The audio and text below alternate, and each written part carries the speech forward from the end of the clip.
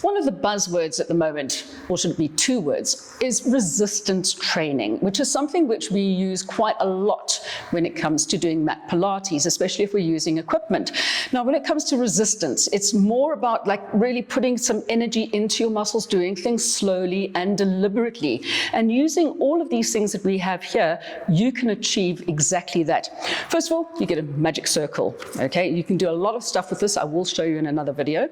You get what we call therabands or resistance bands, and depending on the color and where you get them from, they have different resistance strengths, and I like to call it that because this means this is a very strong one. You have to go quite strong with it. Then small balls.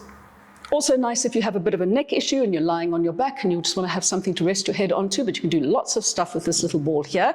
Weights. If you can, go out and buy yourself a couple of weights. If you get 2 kilogram ones or 1 kilogram ones, if you don't want to get weights at a shop, you can always just take little 1 liter cool drink bottles, fill it up with sand and use those. But my favorite, I have to be honest, apart from obviously bouncing around on a ball, it makes you feel like a kid all over again, is a foam roller. So if your budget does go that far, get one of these. There's so many things you can do with it to relieve your muscles, to reset your muscle fascia all the way around, and to reset some of your bones as well. We're going to be covering all of those in future videos, so don't miss out.